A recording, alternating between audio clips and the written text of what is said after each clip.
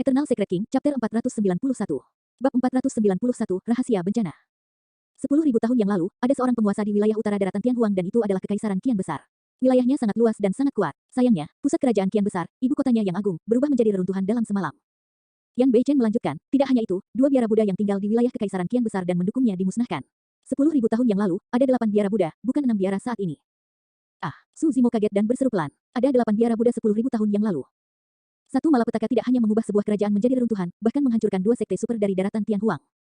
Dia tidak bisa tidak bertanya, bencana macam apa itu? Apakah itu ada hubungannya dengan ras penyihir? Tidak, Yan Beichen menggelengkan kepalanya. Itu adalah salah satu dari 9 ras primordial, ras naga. Mulut Su Zimo terbuka sedikit demi sedikit. Perlombaan naga. Dia juga memiliki sedikit perseteruan dengan ras naga. Yan Beichen melanjutkan, ada banyak rumor mengapa bencana itu terjadi. Namun, kesimpulannya adalah, naga tertentu di lembah tulang naga sangat marah. Lembah tulang naga. Su Zimo sedikit mengernyit dan dia memikirkan tentang tulang putih tak berujung yang dia lihat di reruntuhan purba.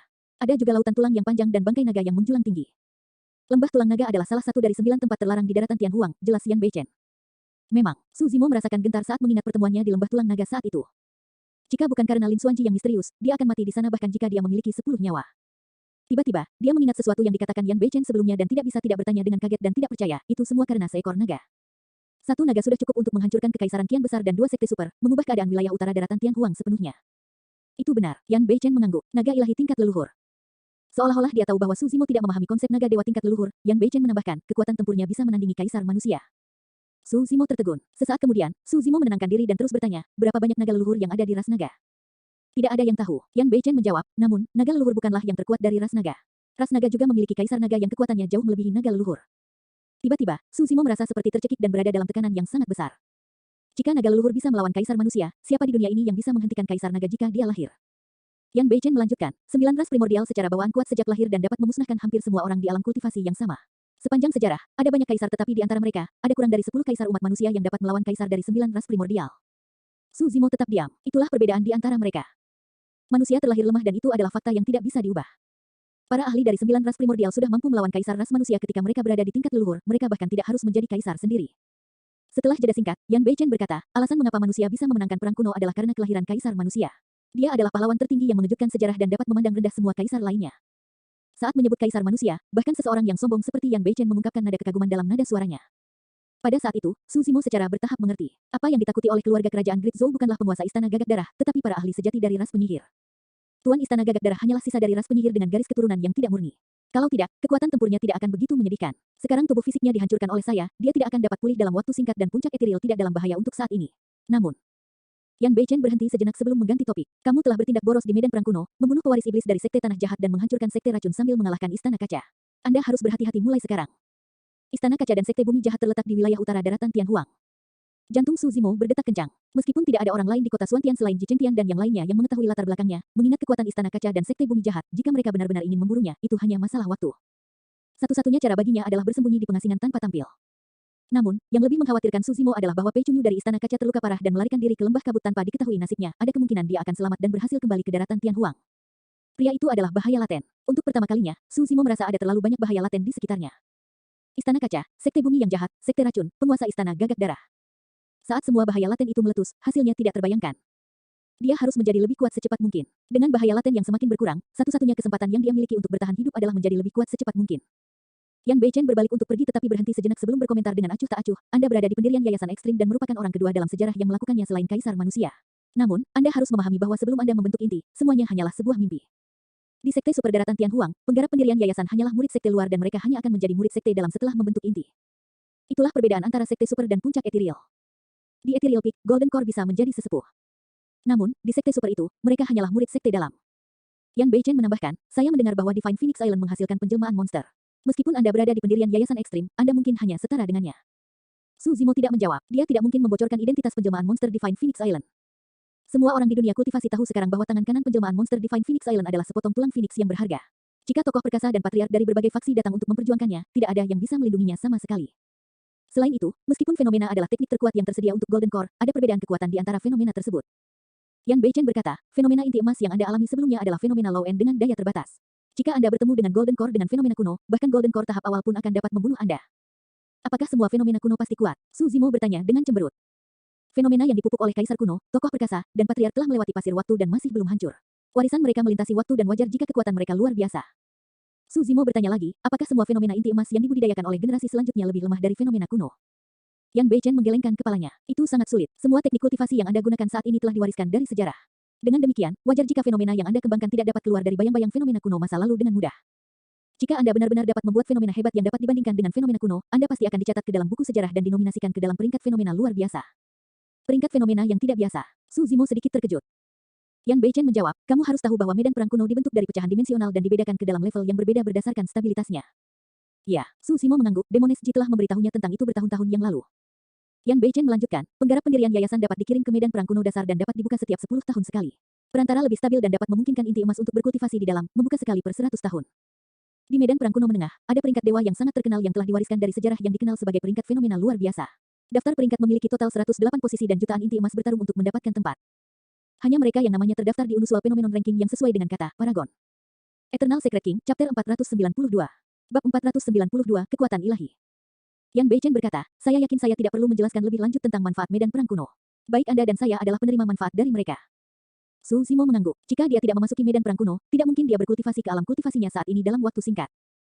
Baik itu jalur keabadian atau iblis, Su Zimo sudah setengah langkah untuk membuat inti. Selain itu, dia tidak akan bisa membuka 9 meridian roh dan mencapai alam pendirian yayasan ekstrim yang legendaris.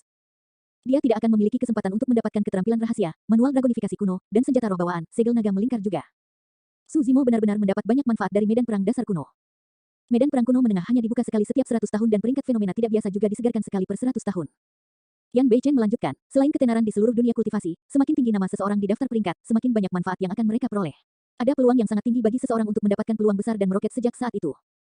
Jantung Su Zimo berdetak kencang dan dia tiba-tiba bertanya, senior, apa peringkatmu di peringkat fenomena tidak biasa di masa lalu? Nomor 1, Yan Beichen menjawab dengan tenang, seolah-olah dia sedang menceritakan sesuatu yang tidak bisa lebih normal lagi. Tiba-tiba, baik Su Zimo dan Yan Beichen merasakan sesuatu dan berbalik, menatap ke kejauhan.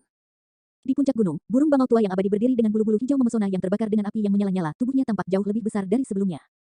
Mahkota merah di kepalanya tampak seperti bola api besar. Itu telah menembus. Derek abadi tua sudah menjadi burung ganas berdarah murni Void Reversion sejak awal. Sekarang setelah melangkah lebih jauh, itu mirip dengan penguasa Dao karakteristik Dharma dari umat manusia dan telah menembus pengkekangan langit dan bumi, membebaskan diri dari krisis yang akan segera terjadi dari umur yang kedaluarsa. Setan memiliki metode kultivasi yang sangat berbeda dari manusia dan mereka tidak memiliki tahap awal, pertengahan, dan akhir ke alam kultivasi utama mereka. Oleh karena itu, iblis biasanya akan terjebak di alam utama untuk waktu yang lama dan tidak dapat menembus selama ratusan atau ribuan tahun. Hal baiknya adalah bahwa setan secara bawaan kuat sejak lahir dan mereka memiliki waktu yang lebih lama daripada manusia di alam kultivasi yang sama. Misalnya, bangau abadi tua telah terjebak di alam Void Reversion selama lebih dari 1000 tahun. Namun, begitu iblis mencapai terobosan dan membebaskan diri dari belenggu langit dan bumi, itu berarti mereka telah maju ke ranah kultivasi utama dan peningkatan kekuatan mereka akan sangat menakutkan. Sebelum ini, bangau abadi tua tidak memiliki peluang untuk menang melawan penguasa istana gagak darah. Tapi sekarang bangau abadi tua telah maju dan setara dengan karakteristik Dharma manusia, dia bisa membunuh penguasa istana dengan mudah. Tiba-tiba, Derek abadi tua membuka matanya dan mengangkat kepalanya ke langit, menangis. Itu adalah pekikan menusuk yang bergema di seluruh dunia. Aura yang sangat menakutkan meledak dari puncak-puncak etiril dan mulai menyebar. Kelima puncak itu terguncang, hutan purba berguncang dan semua makhluk hidup dalam radius 500 km tergeletak di tanah, diam ketakutan. Seketika, seluruh dunia terdiam. Bahkan udara di sekitar puncak etiril menjadi diam dan awan berhenti mengambang. Murid Yan Beichen sedikit mengerut, bahkan dia merasakan sedikit jantung berdebar melalui kekuatan itu. Kekuatan ilahi bawaan. Yan Beichen menghirup udara dalam-dalam dan bergumam, seperti apakah kekuatan ilahi itu? Ini benar-benar kuat. Apa itu kekuatan ilahi? Su Zimo mau tidak mau bertanya. Sampai titik kultivasinya ini, dia hanya memiliki seni roh dan seni dharma yang berada di atas yang pertama. Namun, dia belum pernah mendengar tentang kekuatan ilahi. Kekuatan dewa bahkan lebih menakutkan daripada roh dan seni dharma. Sederhananya, kekuatan ilahi melampaui imajinasi seseorang dan merupakan jenis metode yang hanya kamu dengar dalam legenda. Su Zimo terkejut mendengarnya. Itu bahkan lebih menakutkan daripada seni roh dan dharma. Yan Beichen berkata perlahan, mengangkat gunung dan mengejar bulan, itu adalah kekuatan dewa. Memetik bintang dari surga, itu adalah kekuatan ilahi. Membakar langit dan membakar lautan, itu adalah kekuatan suci. Memanggil angin dan hujan, menyebarkan kacang untuk membentuk pasukan, itu semua adalah kekuatan suci. Mulut Su Zimo sedikit terbuka dan dia tidak bisa menahan keterkejutan di matanya. Seseorang dapat memetik bintang di langit, seseorang dapat merebus lautan dan bahkan membakar langit. Semuanya benar-benar di luar imajinasi Su Zimo. Kultivasi baru yang luas dan luar biasa mulai terbentuk di benaknya, itu adalah sesuatu yang menyegarkannya dan membuatnya dinanti-nantikan. Tiba-tiba, Su Zimo menyadari, meskipun dia sudah mulai berkultivasi sejak lama, dia baru saja memulai jalur kultivasi yang panjang. Bagaimana kamu mengolah kekuatan ilahi? Su Zimo bertanya dengan penuh semangat. Sambil menggelengkan kepalanya dengan lembut, Yan Beichen menjawab, kamu terlalu jauh dari kekuatan ilahi dan bahkan aku tidak dapat mengolahnya. Pengembalian Void dikenal sebagai makhluk Dao. Setelah itu datanglah alam karakteristik Dharma di mana mereka dikenal sebagai Raja Dao. Bahkan setelah itu adalah ranah tubuh bersama di mana seseorang akan dikenal sebagai sosok perkasa. Terakhir, mereka akan mencapai alam Mahayana dan dikenal sebagai leluhur. Seseorang hanya memenuhi syarat untuk mengembangkan seni kesaktian ketika mereka berada di alam Mahayana. Su Zimo sedikit kecewa. Dia hanya berada di alam yayasan pendirian sekarang dan bahkan alam pembalikan Void jauh dari jangkauannya, apalagi alam Mahayana. Namun, setelah dipikir-pikir, dia berseru pelan dan bertanya dengan cemberut, namun, Bango senior baru saja menerobos dan hanya setara dengan karakteristik Dharma. Bagaimana dia bisa memahami kekuatan suci? Itu karena dia iblis. Yan Beichen menjawab, setelah dunia Void Reversion, iblis akan memahami kekuatan ilahi dengan setiap langkah yang mereka lakukan setelahnya. Semakin murni garis keturunan mereka, semakin menakutkan kekuatan ilahi yang mereka pahami. Tiba-tiba, mata Suzimo berbinar saat mendengar ini karena dia tercerahkan tentang sesuatu. The Mystic Classic of the 12 Demon Kings of the Great Wilderness memiliki total 9 bagian. Bagian ke-7, formasi inti, setara dengan alam inti emas manusia. Bagian ke-8, roh yin, setara dengan alam jiwa baru lahir dan bagian ke-9, roh yang, setara dengan alam pembalikan kekosongan. Tidak ada apapun untuk Mystic Classic of the 12 Demon Kings of the Great Wilderness selain itu. Awalnya, Suzimo tidak mengerti mengapa hanya ada 9 bagian dari Mystic Classic of the 12 Demon Kings of the Great Wilderness. Tapi sekarang, dia mengerti bahwa tidak perlu manual dan teknik apapun setelah bagian roh yang. Selama dia membuat kemajuan setelah itu, dia akan mampu memahami kekuatan ilahi bawaannya sendiri. Suzimo bertanya lagi, setan sudah mampu memahami kekuatan ilahi bawaan di alam karakteristik Dharma. Karena kekuatan ilahi begitu kuat, bagaimana para pembudidaya manusia menghadapinya? Yan Beichen menjawab, begitu manusia memasuki alam karakteristik Dharma, mereka secara alami akan mengalami transformasi dan dapat merasakan langit dan bumi sambil memanggil kekuatan Dharma tertinggi. Pada saat itu, karakteristik Dharma surga dan bumi yang mereka bayangkan akan mampu melawan kekuatan ilahi bawaan dari ras iblis. Suzimo sepertinya mengerti. Itu sama seperti saat iblis membentuk inti dalam mereka. Pada saat itu, kekuatan dan kecepatan akan meningkat secara eksponensial dan fisik mereka akan mencapai tingkat ketangguhan yang mengerikan yang tidak bisa dilawan oleh manusia lemah. Namun, setelah elit umat manusia membentuk inti emas mereka akan dapat menghasilkan fenomena inti emas. Fenomena yang sangat kuat bisa memungkinkan mereka untuk melawan setan. Dari titik di mana mereka diperbudak di era purba hingga kebangkitan mereka di era kuno, metode kultivasi umat manusia yang abadi, Buddha, dan iblis telah matang untuk waktu yang lama. Bangkitnya umat manusia jelas bukan karena keberuntungan. Saya sudah memutuskan karma saya, saatnya saya pergi. Yan Beichen meninggalkan satu komentar dan tidak berlama-lama lagi, melonjak ke langit sebelum melaju ke kejauhan. Chen kecil, Derek abadi tua memanggil dengan tergesa-gesa ketika dia menyadarinya. Di mata generasi muda, Yan Beichen adalah monster tua yang dingin dan acuh tak acuh. Namun, lebih dari 1000 tahun yang lalu ketika dia bergabung dengan Ethereal Peak, dia masih anak-anak. Derek abadi tua telah melihatnya tumbuh dan maju selangkah demi selangkah. Sosok Yan Beichen terhuyung-huyung sesaat tetapi tidak berbalik. Dia terus menuju ke depan dan menghilang ke cakrawala tak lama kemudian. Ketika dia melihat itu, Suzimo tiba-tiba menyadari. Alasan mengapa puncak Ethereal bertahan begitu lama di puncak Ethereal setelah pertempuran bukan hanya karena dia. Yan Beichen khawatir tentang keselamatan Bangau tua yang abadi dan sebenarnya membelanya dalam diam di sini. Mengingat karakter Yan Beichen, dia pasti tidak akan mengakui hal seperti ini. Derek abadi tua memiliki ekspresi yang bertentangan dan menghela nafas dengan lembut. Suzimo samar-samar bisa merasakan bahwa ada sesuatu yang lebih mengapa Yan Beichen mengkhianati puncak Ethereal dan bergabung dengan sekte iblis, sekte Asura, lebih dari 1000 tahun yang lalu. Eternal Secret King, Chapter 493. Bab 493, menundukkan pikiran monyet dan menenangkan kuda jingkrak.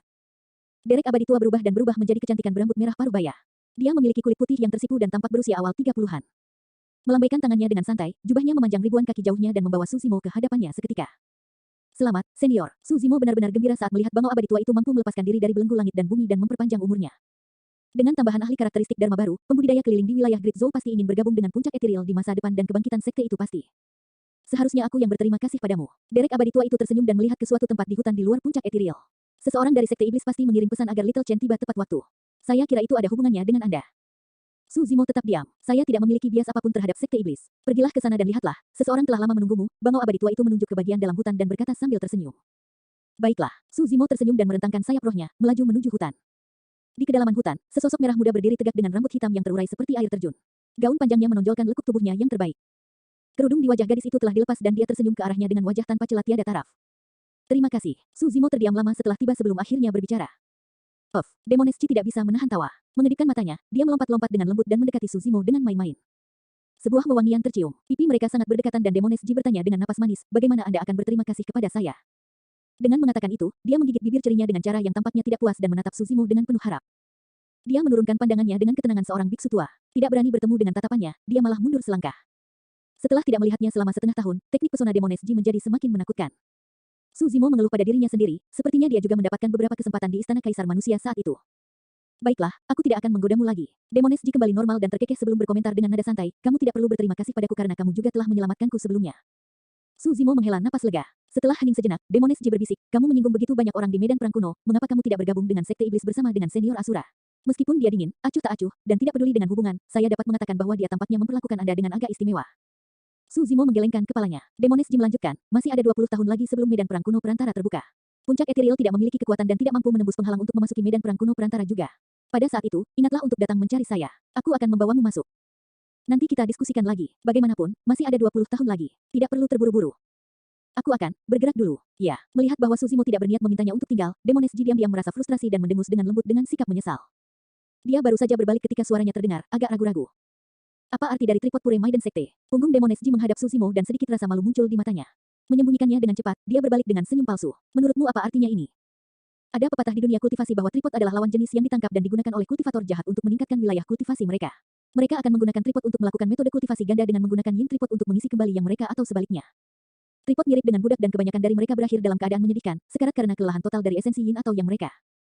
Secara alami, Suzimo pernah mendengar perkataan itu sebelumnya. Namun, dia tidak percaya bahwa tripod Pure Maiden Sekte adalah hal yang sama. Aku tidak tahu, dia menggelengkan kepalanya. Iblis wanita Ji tersenyum. Tripod secara alami digunakan untuk budidaya. Ketika dia melihat bahwa Demones Ji jelas tidak ingin menjelaskan lebih lanjut, Suzimo tidak bertanya lebih lanjut. Saya pergi. Dia melambai ke Suzimo dengan punggung menghadapnya. Aku akan menggodamu lagi lain kali. Menatap pandangan belakang Demones Ji yang pergi, Suzimo menghirup udara dalam-dalam dan berbalik untuk pergi juga, menuju ke puncak ethereal. Kali ini, dia bermaksud memasuki pengasingan untuk mencoba dan membentuk intinya saat kembali. Suzimo ingin membentuk intinya untuk keabadian dan kultivasi iblisnya. Waktu malam, Ethereal Peak, tempat tinggal gua. Suzimo mengambil posisi lotus dan matanya terpejam. Dia sudah duduk di sana sepanjang hari tanpa bergerak seperti patung. Meski sepertinya dia tidak membuat kemajuan apapun, Suzimo membuat persiapan untuk memastikan tidak ada yang salah. Hanya ada 12 kata pada kalimat pertama dari bagian core formation. Tenangkan pikiran monyet, kendalikan kuda jingkrak, taklukkan naga dan harimau. Itu adalah langkah pertama dan terpenting untuk pembentukan inti.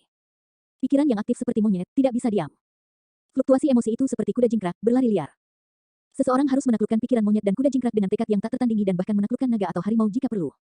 Semua hal terhubung. Dalam sekte abadi, seseorang akan mencapai pikiran yang murni dengan mengikuti ekstremitas keheningan. Di biara-biara Buddhis, seseorang akan melantunkan proklamasi Buddhis dan menahan diri untuk tidak berbicara. Pada kenyataannya, semua itu membimbing seseorang untuk menenangkan pikiran monyet dan kuda jingkrak dari niatnya.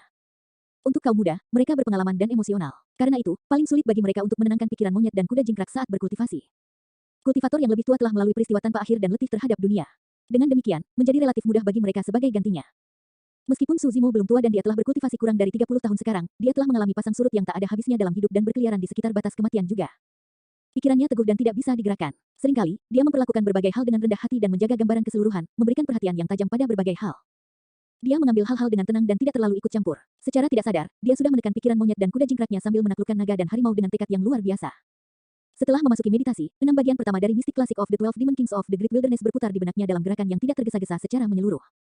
Mulai dari awal, tempering tubuh, hingga transformasi tendon, penguatan tulang, pembersihan sumsum, penyempurnaan organ, lalu ke bagian pembersihan lubang. Ada komentar di bagian formasi inti, kembangkan ki dari 5 organ dan konsumsi 7 lampu. 7 cahaya mengacu pada 7 lubang. Seiring berjalannya waktu, malam yang tak terhitung jumlahnya berlalu dalam sekejap mata.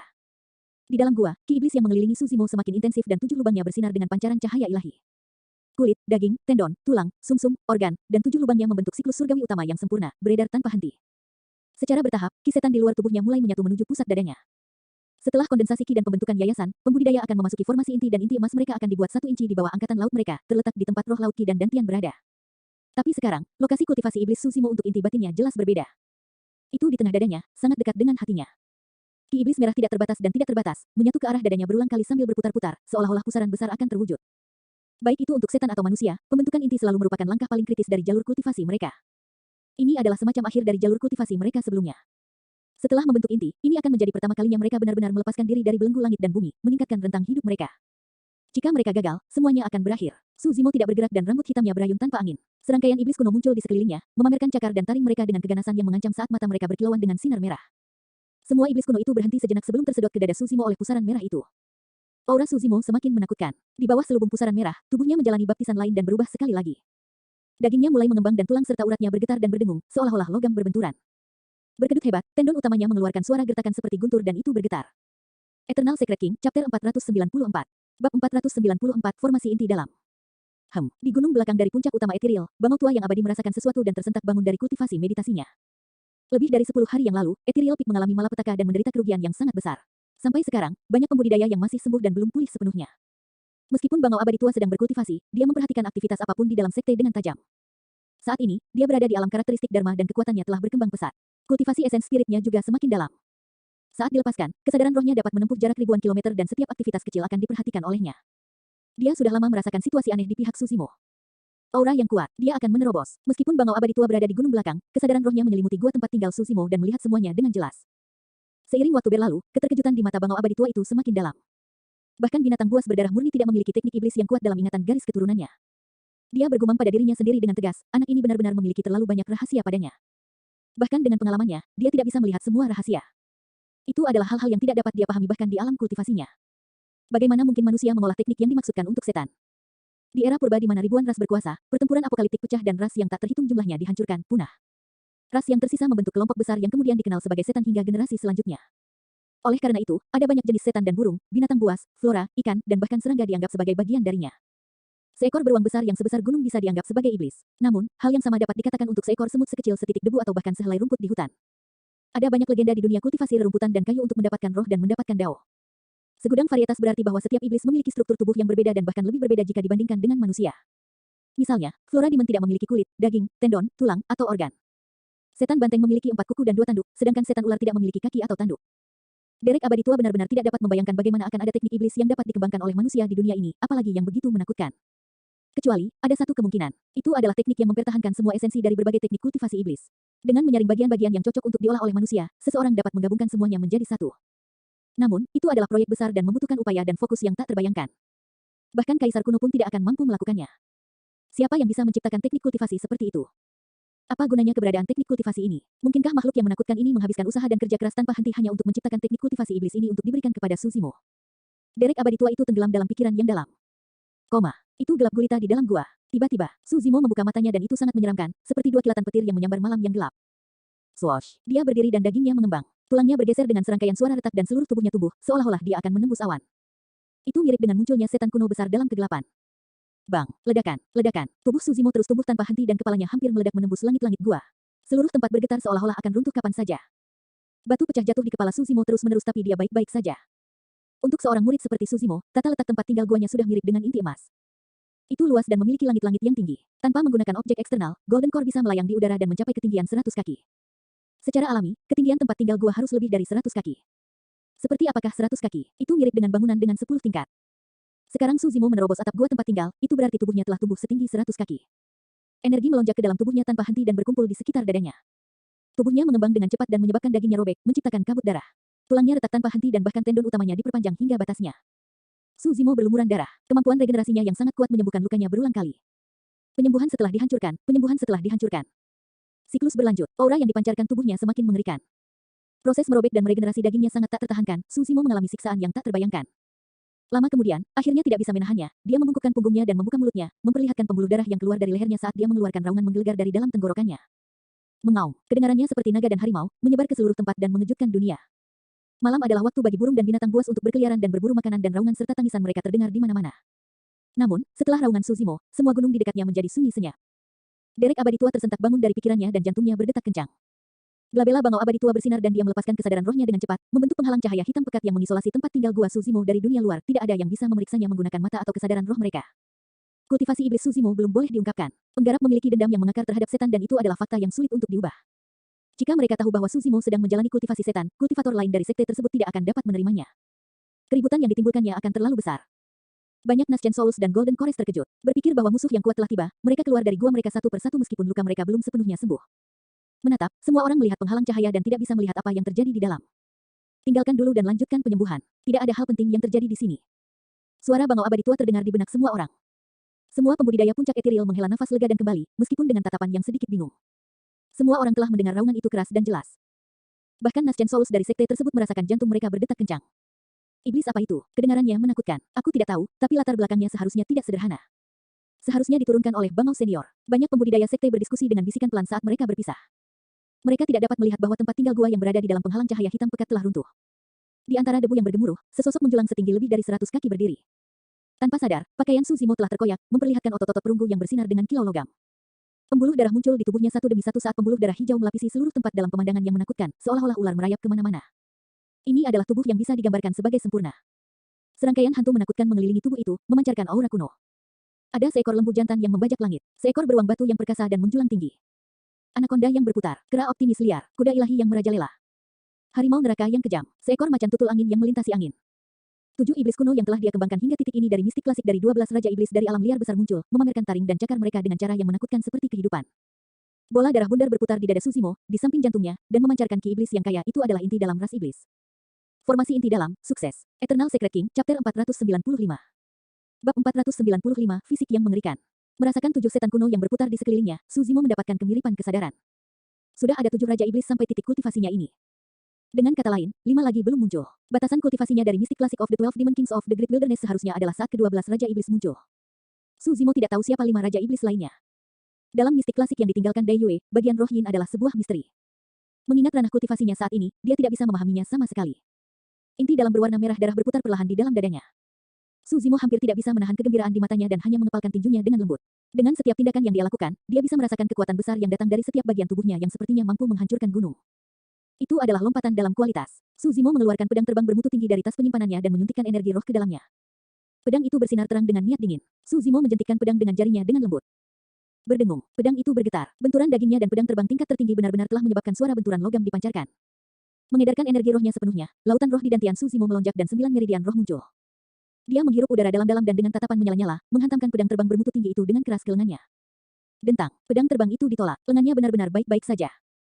Meskipun Su Zimo belum berhasil mengolah inti emas dalam budidaya keabadiannya, dia berada di ranah pendirian yayasan ekstrim yang legendaris. Dengan kekuatan penuh, kekuatannya sebanding dengan Golden Core tahap awal. Saat ini, pedang itu bahkan tidak meninggalkan bekas apapun di lengannya. Bahkan bangau tua yang abadi pun terkejut saat melihat itu. Bagian tubuh iblis yang paling tangguh sebagian besar adalah taring dan cakar mereka. Jika pedang terbang kelas atas bahkan tidak bisa menembus daging Su Zimo, senjata roh yang sempurna mungkin tidak bisa melukai tulangnya juga. Jika itu masalahnya, kecil kemungkinan organnya bisa terluka. Derek abadi tua yakin bahwa tubuh Su Zimo bahkan lebih kuat dari binatang buas berdarah murni di alam inti emas. Itu karena dia sendiri adalah burung ganas berdarah murni. Su Zimo baru saja membentuk inner core-nya, namun dia sudah memiliki fisik yang mengerikan. Jika dia terus berkultivasi dan sampai pada batas formasi inti, Derek abadi tua tidak berani membayangkan. Iya. Saat itu, suara renyah terdengar dari gua tempat tinggal Su Zimo. Murid burung bangau abadi mengerut dan jantungnya berdetak kencang. Su Zimo memegang pecahan pedang yang patah dengan kedua telapak tangannya. Pedang terbang tingkat tertinggi dari sebelumnya dipatahkan dengan tangan kosong. Ini, Derek abadi tua itu sedikit terpana dan matanya membelalak saat mulutnya terbuka. Dia tiba-tiba teringat binatang kecil hitam pekat misterius yang tidak diketahui asal-usulnya yang dibawa Su Zimo 4 tahun lalu. Saat dia memikirkan tentang taring dan cakar yang mengerikan dari binatang kecil misterius itu, dia tidak bisa menahan diri untuk tidak meratapi. Fisik pemuda ini mungkin sebanding dengan Night Spirit sekarang. Sampai sekarang, dia tidak mengetahui asal-usul Night Spirit. Keduanya adalah monster. Derek abadi tua tidak bisa tidak menambahkan komentar lain secara mental. Dibandingkan dengan Su Zimo dan Night Spirit, garis keturunannya sebagai burung ganas berdarah murni mirip dengan garis keturunan unggas domestik. Di gua tempat tinggal, melihat pedang yang patah di telapak tangannya, Su Zimo memikirkan tentang malam yang menentukan itu ketika Dai Yue memberinya klasik mistik 12 Raja Iblis dari alam liar besar dan tidak bisa menahan diri untuk tidak linglung. Dia pernah menyebutkan bahwa dia harus mencapai bagian ketujuh, formasi inti, jika dia ingin membalas dendam dari makhluk sempurna Changlang. Saat ini, dia ada di sana. 8 tahun telah berlalu sejak malam itu. Seluruh perjalanannya sampai ke titiknya tidak nyata. Saat dia menceritakan kembali waktu yang dia habiskan di ladang kultivasi di kota Ping yang bersama Dai Yue, Su Zimo terdiam dan perlahan memasuki kondisi seperti kesurupan. Zimo, tiba-tiba, suara bangau abadi tua terdengar di dalam gua. Jangan terganggu, Anda baru saja membentuk inti dan Anda harus terus berkultivasi untuk menstabilkan alam kultivasi Anda. Su Zimo tersentak bangun. Hanya pada saat itulah dia menyadari betapa banyak kekacauan yang telah diciptakan oleh terobosannya. Tempat tinggal guanya telah runtuh dan debu bergemuruh di mana-mana saat puing-puing berserakan di tanah.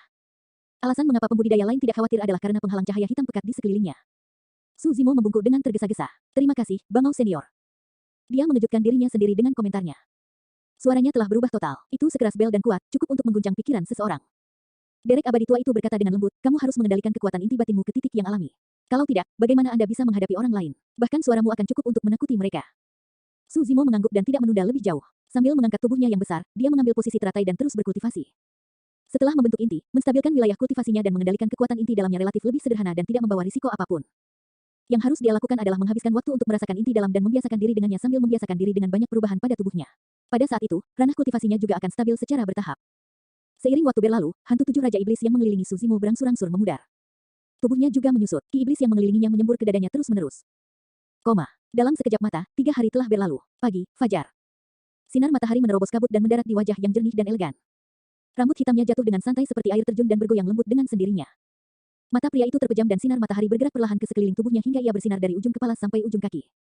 Terhadap selubung sinar matahari, tubuhnya bersinar dengan kilauan dan berkilau dan tanpa cacat seperti batu giok. Pria itu menyerupai dewa yang baru saja memasuki alam fana dan berada dalam keheningan murni. Itu adalah transformasi sejati. Tiba-tiba, pria itu membuka matanya dan 2 cahaya ilahi bersinar dengan menyilaukan yang bahkan lebih kuat dari sinar matahari. Namun, cahaya ilahi memudar dengan cepat juga. Ketenangan kembali ke matanya. Menundukkan kepalanya, pria itu melihat tubuhnya yang telah kembali normal dan mengangguk puas. Mengambil satu set jubah hijau dari tas penyimpanannya, dia memakainya lebih dari itu. Pria itu adalah Su Zimo yang baru saja membentuk intinya. Saat ini, dia sudah bisa menguasai kekuatan inti batinnya sepenuhnya. Selama dia tidak menggunakan kekuatan inti dalamnya, bahkan jika dia menyalurkan garis keturunannya, tubuh Su Zimo tidak akan berubah secara nyata. Sebelum dia menyadarinya, penghalang cahaya hitam pekat yang dipasang oleh bangau abadi tua telah menghilang. Su Zimo bangkit dan menghirup udara dalam-dalam, menikmati kesegaran pegunungan. Seluruh tubuhnya rileks dan setiap pori-porinya tampak terbuka. Tempat tinggal guanya telah berubah menjadi reruntuhan dan dia tidak bisa tinggal di dalamnya lebih lama lagi. Bangkit perlahan, Suzimo terbang melewati reruntuhan dan menuju keluar tanpa suara. Tiba-tiba, tatapan Suzimo berubah dan dia berseru dengan lembut, menghentikan langkahnya tanpa sadar. Di luar reruntuhan, seorang gadis muda duduk di tanah sambil memeluk lututnya. Ciri-cirinya sangat indah dan dia memiliki rambut emas, tetapi berantakan dan memiliki banyak ikal. Dia sudah lama tidak beristirahat dan gadis itu terlihat sangat lelah. Bersandar pada lempengan batu yang dingin di samping pintu masuk reruntuhan, gadis itu tertidur. Suzimo merenung dan mengerti apa yang terjadi. Dia telah menciptakan keributan besar dengan formasi intinya yang pasti membuat banyak orang khawatir. Karena Nianqi khawatir, dia menjaga pintu masuk dan tidak mau pergi. Seluruh tubuhnya kotor dan wajahnya yang mungil dipenuhi bintik-bintik debu. Namun, mereka tidak bisa menyembunyikan wajahnya yang bergerak dan tak tertandingi.